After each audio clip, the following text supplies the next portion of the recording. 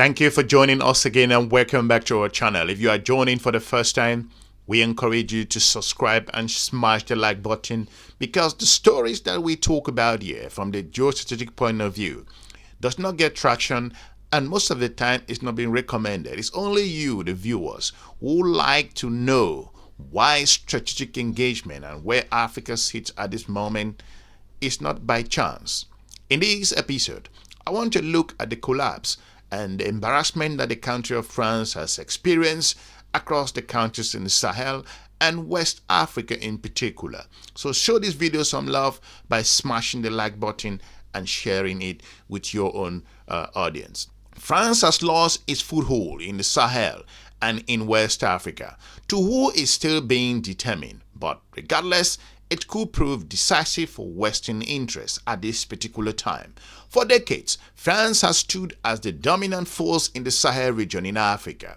Its presence, rooted in dark colonial history, has more recently been framed around countering terrorism and ensuring the resilience of supply chains and export as well in that particular process. However, this has fundamentally changed. One can note that the forced expulsion of French troops and diplomats from countries including Mali, Burkina Faso and also Niger aren't rigging endorsement of the continued French presence. In fact, the direction of those governments and the states have chosen seems to be deliberately polar and also opposite to the interests of Paris, as shown as the warm relations to Russia and China. Why is this shift important? Well, it is important because after subjugating countries for hundreds of years, then it comes to a time, according to the renowned Jamaican artist Bob Marley, who said, "You can fool some people sometime, but you cannot fool all the people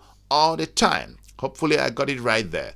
Those countries sit on a vast source of natural resources and critical minerals such as uranium, gold, and also precious metals that are vital in France and Western production of batteries for electric vehicles, magnets for wind turbines, semiconductors, fiber optics cables, and mobile phones. For example, not only in those economic and material interests for Russia and China is enriching their involvement in the Sahel, but soft power element in which the region becomes a new battleground in the global contest for influence. This has far-reaching implications for African continent, Europe, and the United States of America, and also Asia, including the country of China.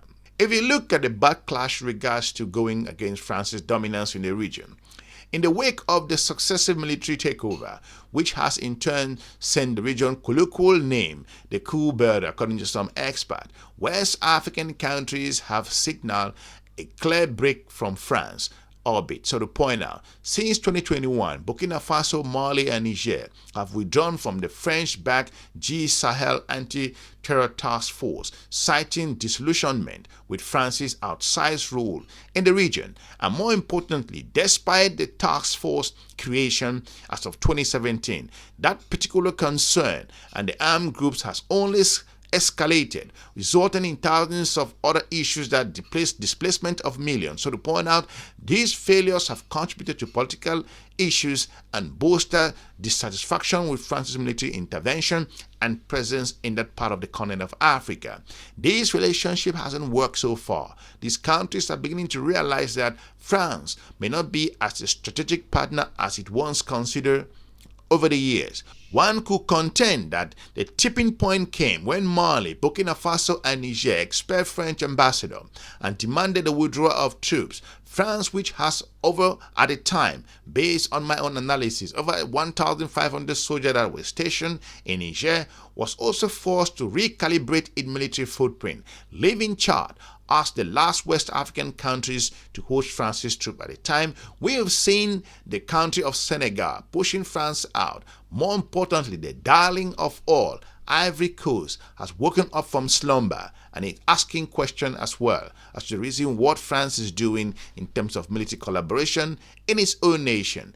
Times have changed. These moves underline a broader regional trend of rejection, external dominance, and also seeking self-defined security and governance model. If you look at creating new friendship, at some cost, no doubt, these countries, Burkina Faso, Mali, and Niger, they understand what they are doing. If they are making the right move, we will find out. If they are making the wrong move, we will gonna be looking out in the next couple of months, and if not, decades. Amidst waning French influence, West African nations are forging new alliances. Some have turned to Russia, leveraging partnership, a private military contractor, to looking at the collaboration with the Russians' own engagement in the part of the continent of Africa. These nations need security partners, and they are turning to an extent to the country of Russia to provide them the know-how that they need at this critical time in their own history and survival.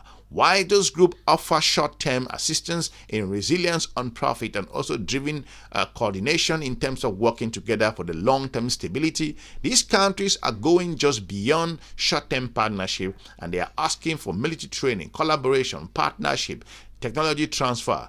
Russia growing foothold and also enable it to secure lucrative contracts for natural resources, oil and gas, and trade routes. China has emerged as a key player, investing heavily in infrastructural projects across the continent of Africa as part of its Belt and Road initiatives. However, those investments often come with obligations on their own part, leading to concern about debt trap dependency and loss of economic autonomy, whilst China seizes control of economic infrastructure of those countries. I tell you what, at this moment, the continent of Africa needs partners that can provide infrastructural development and growth at any cost based on strategic need. Because China is not 100%, of course.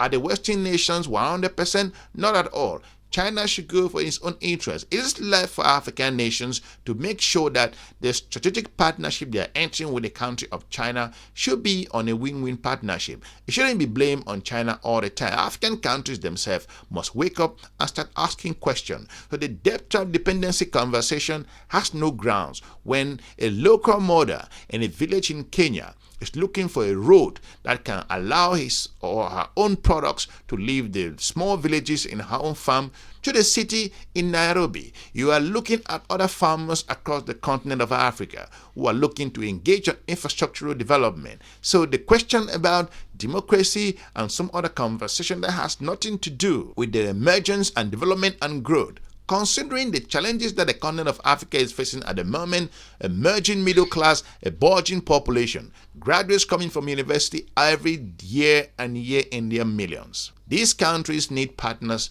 that can provide the alternative. Considering the moment, the United States of America has become a very unreliable partner that has decided to cut off aid and lambast the continent of Africa with trade routes. If you look at other partners that have looked at Africa as an emerging region that they could to an extent work together, the United Arab Emirates is making strategic inroads to secure political and economic influence in some regions across the continent of Africa.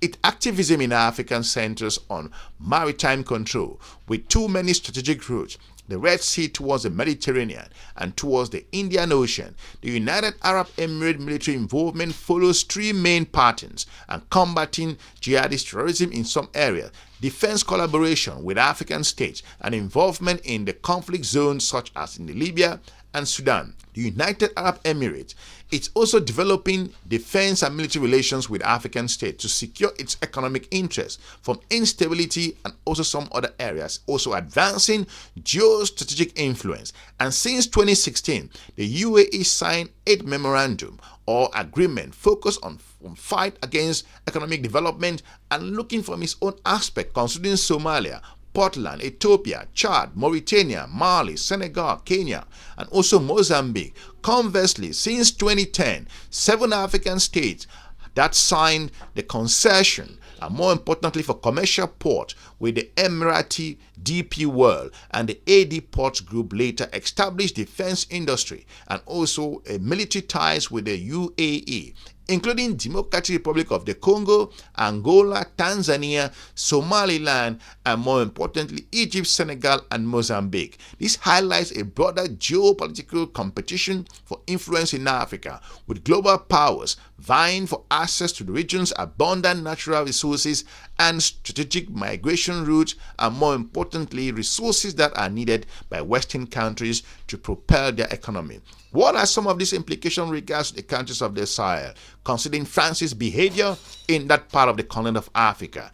The region is reeling from unparalleled challenges. Successful coups have been normalized and to an extent based on legitimacy as a form of governance, undermine democratic norms according to some experts. These regions are facing strategic issues, and more importantly, the former democratically elected presidents who traveled to France felt so happy, and their countries are reeling under economic challenges. Lack of infrastructure, no hospitals, no particular social facility.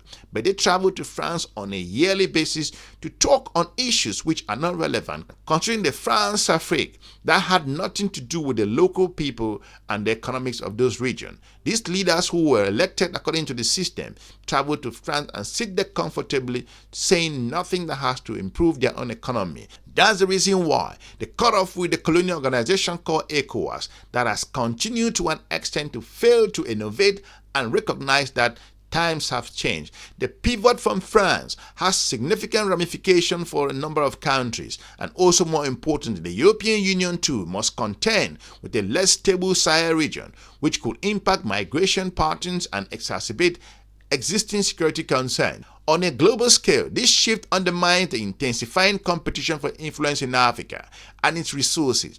It is also allowing China, as a global actor not deeply involved in the wars in Ukraine or in Gaza, they are focusing on economic growth to continue to advance into the continent at peace. Undoubtedly, by the strain of these issues, China has demonstrated that it is a partner to be reckoned with to an extent. This scramble for influence echoes the colonial era. However, those carving the continent up looked at operated very differently to ensure that, according to Chinese own expert, based on Mr. Wang Yi's own visit to the continent of Africa, who said there will be no global modernization if the world is not going to take Africa together.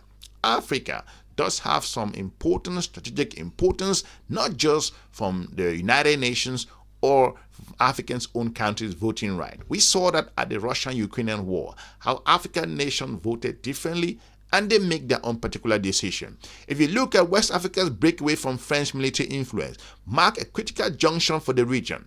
As countries assert their own sovereignty and redefine their global partnership, they may face both opportunities and challenges. The path to autonomy must balance the need for stability and economic growth and genuine self-determination. Whether this pivot leads to a new era of independence or shift the region's dependency will depend on the choice its leaders make and the partnership they forge.